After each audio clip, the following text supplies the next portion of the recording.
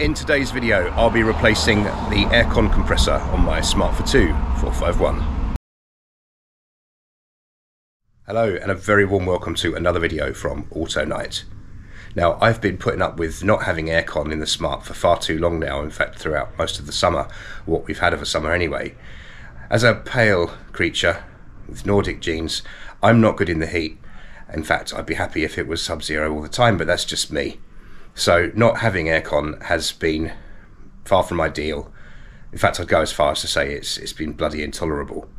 So it's time to get this sorted. I've got all the parts. I did try to do this a little while ago, realised I'd bitten off more than I could chew for the time that I had, as the engine needs to be dropped down on one side to do this. And I tried to do it in a couple of hours and that just wasn't enough. So got the whole day today. We'll see how long it takes. Let's get on with it. So here are the parts for the job. I have bought a second-hand, genuine Smart aircon compressor from eBay. It was not expensive. I could not justify spending 400 quid on a new one. It's just not worth it. I'll take a punt on this and hopefully it'll be okay. Got the two seals here for the connections. The pipes here and here. Important to change those while we're in there. And of course the two poly V-belts as well. The one for the alternator and the water pump, and then I think this one here is the one for the aircon compressor. Before I do anything, I'm removing the negative ground battery terminal. I'm going to be working very close to the alternator in terms of spanners. Don't want to risk touching the spanner on the live of the alternator, causing sparks, possibly a fire, so disconnecting this ground terminal at the battery to prevent that. The offside rear wheel is off, and there are two axle stands supporting this vehicle, no less, just to be sure. And this near side rear wheel chopped. This plastic cover needs to be removed.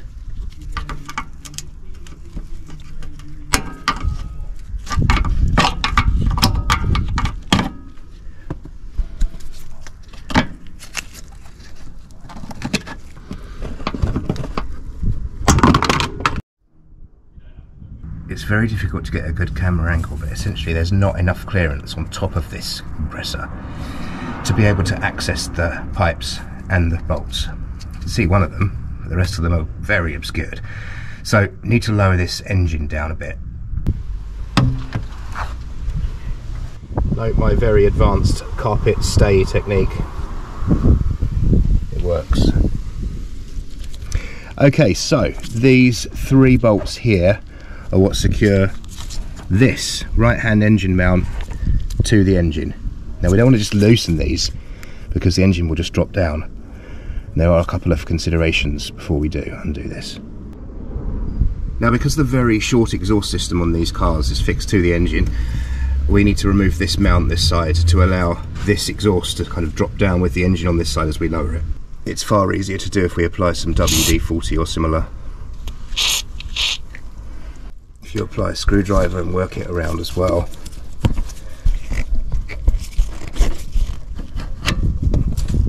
You can then ease this off. You then work that off. There we go. That's now separated. Now, in terms of supporting the sump before we lower the engine, it's really important that you spread the load across the surface of the sump. I've seen these parts of jacks puncture through the soft aluminium or alloy, whatever, sumps. So if you use a piece of wood, spread the load across this surface area.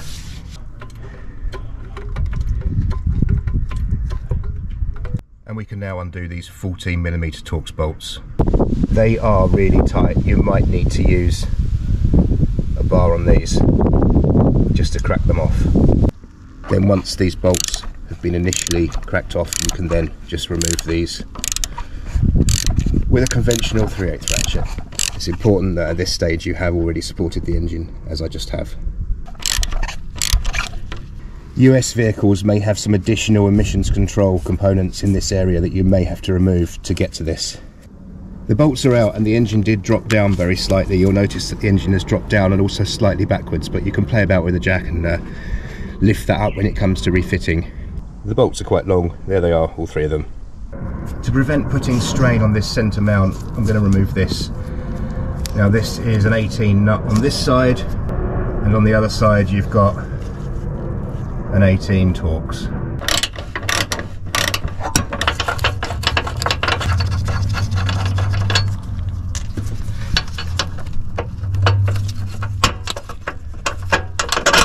Back under the car, we can now lower the jack slightly. It's worth bearing in mind there are still things connected to this engine, so we've got coolant pipes and various wiring looms, so don't go crazy with the lowering, because we don't want to fracture anything. It is just a case of just lowering it a little bit, as much as we need to get to the fittings of the compressor. So despite lowering the engine a bit, it's still a bit of a cow to get to the actual pipe connections on the top of the compressor, so I am going to undo the fixing bolts first with the hope of kind of moving it to a place where they're more accessible. So these are E12s. It's a good idea to take a look at the replacement compressor just to see where the fixing bolts are, just gives me an idea where I'm reaching around. It is going to be near impossible to get footage of me removing this compressor, just due to where it is. I'm not going to get the camera in here, so I'm going to be removing these bolts, and I'll get shots of whatever I can, and we'll talk about it after once it's out. Now, I'm pleased to say that from above we can get to this rearmost mounting bolt. We should be able to remove that bolt as well. Okay, at this point you can see how closely we are working to this live terminal on the alternator, and that's why it was so important to disconnect the battery before we proceeded with this job.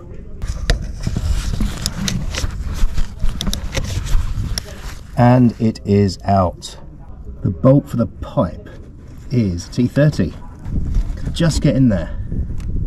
We have the bolt, and you can see here this is off.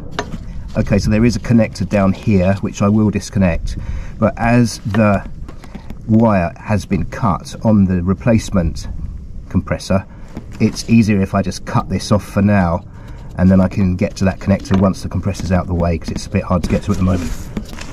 There we go, that's cut. Now I think that's as much as I can do from above, so back underneath.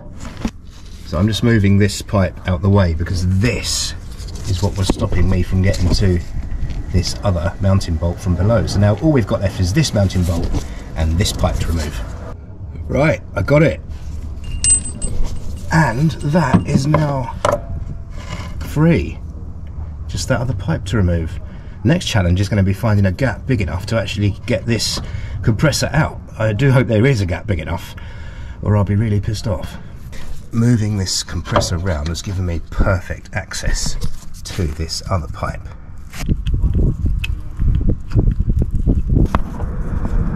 Out. It fits through under here. Here it is, along with loads of pag oil infused with gas bubbling away there, along with dye. That's nice. I didn't really want that on the ground. Now we can get a really good view of the connector, which I've unplugged. And this is what I will need to solder onto the new compressor. And here we are, old versus new. Reassuringly the same part number and the same component. And just as a comparison, here's the old one. You'll note that clutch and compressor are one, and that coarseness is ridiculous. And with the new one, you've got clutch, and then you've got compressor operating separately and freely, and it's all smooth.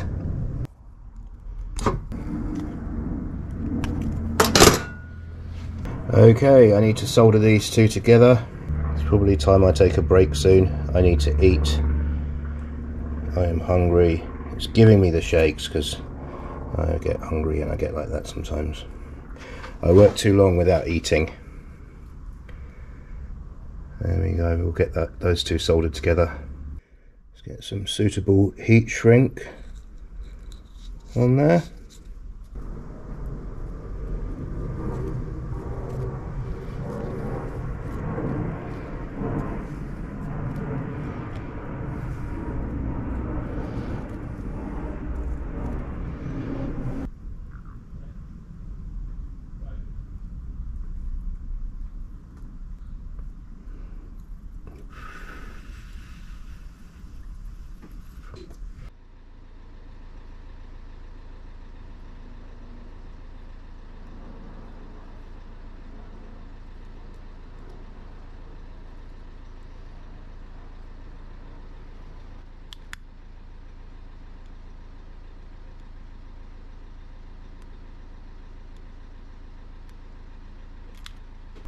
and that is all done. With hindsight, it might have been nicer to have had the joint up here in an area where it's kind of fixed, but it should be fine. I have just transferred the new seals to these pipes here, and I'm very pleased to say that they are the correct size. There's the other one. Now, for those who saw my earlier video where I actually cut the belt to stop all the noise and chaos from that aircon compressor, you'll note that the aircon belt is the inner one and that the outer belt is in fact the one that serves the alternator and the water pump. So we now need to just get this off because we're going to have to put the aircon one on first. Okay, so we need to release the tension on this tensioner. I believe this is a 12mm Allen key here, and we would use that in there. Move this down.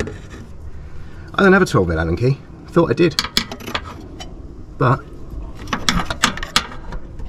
I'm going to improvise. So instead I'm just going to leave this down, and then we need to just stick something through that gap there to lock that in place. I just stuck a drill bit in there, that'll do. And now I can remove this belt. The belt's released from everywhere, and here it is. With the belt out the way, it's a good opportunity to check for play in the water pump. This one's absolutely fine. Can also check the alternator too, spinning freely. I'm going to try and clean off this stain here where the plastic guts of the compressor clutch or something out of the compressor melted and ran down there. It'd be nice to get rid of that. Then if I see a stain like that again, I know it's happened again, which hopefully it won't.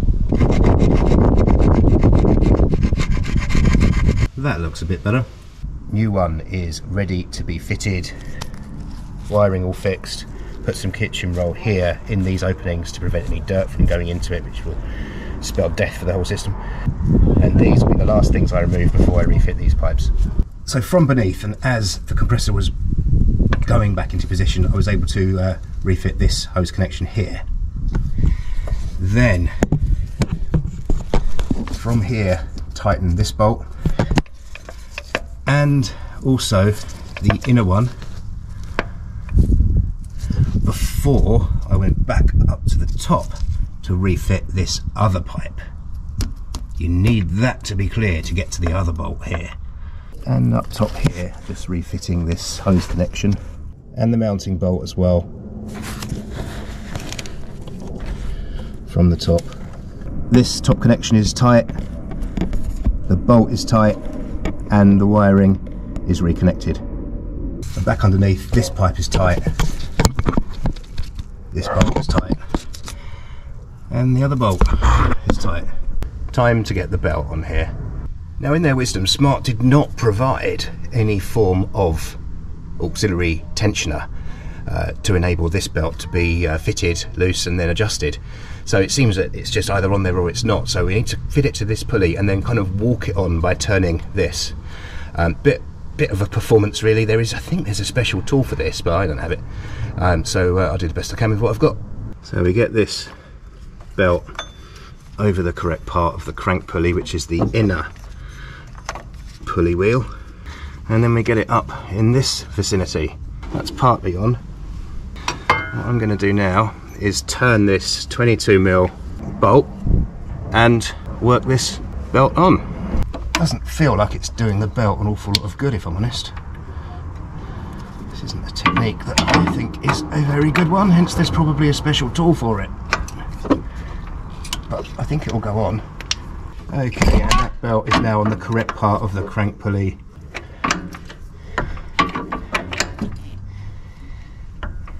It appears to be okay. Alright, just need to refit this belt. That needs to go in there and behind that tensioner. There we go. Let's get that. Let's get it around the top pulley first.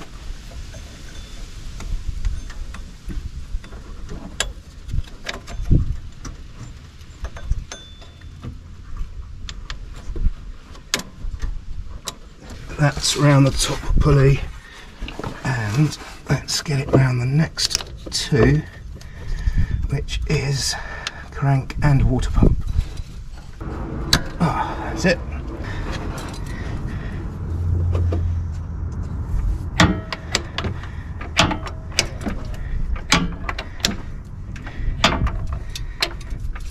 let's just release that tensioner.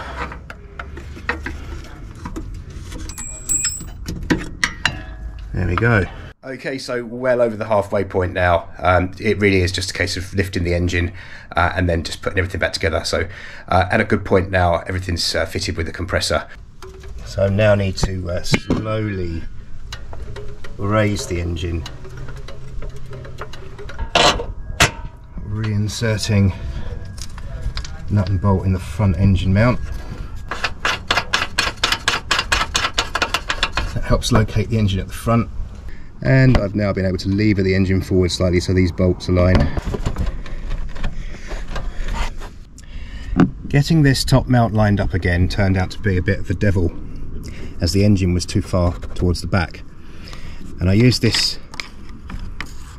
to lever to push forwards, but this mount was still too far to the right. So after giving it much thought, I used a second jack just on the base of the gearbox there, differential housing, and just lifted the engine up here, and that gave the engine the movement that it needed so I could do these bolts up and locate them correctly without cross-threading them. Whilst they're all back in, I'm not going to tighten those fully until the vehicle's on the level and the engine's been running and everything's settled. They're almost done up.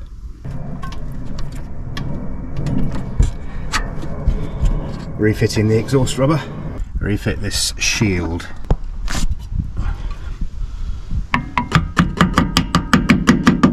Time to get that wheel back on, get the vehicle back on the ground, tighten the 3 of these once it's running, and also underneath the front engine mount, get that just finally tightened once things have settled. Reconnecting the battery. Right, let's start this up. Whilst I know the air conditioning still won't work because it hasn't been regassed yet, I'm not going to try and put it on. I just want to make sure that everything's okay because I've changed belts and stuff.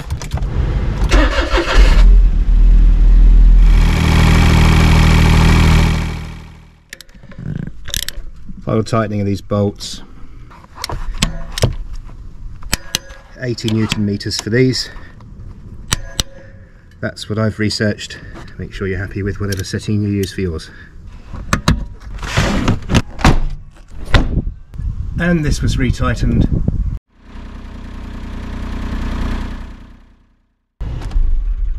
Well, that is it, all done. And as soon as my friend can fit me in for regassing, I'll be getting that done too. And then hopefully in the next video, I'll be able to bring to you a fully functioning air conditioning system on this Smart. It's long overdue. Could do with air conditioning now. Very hot day today. Should have worn some sunscreen, but I never learn. Off to clean up and all done. So see you again in another video very, very soon.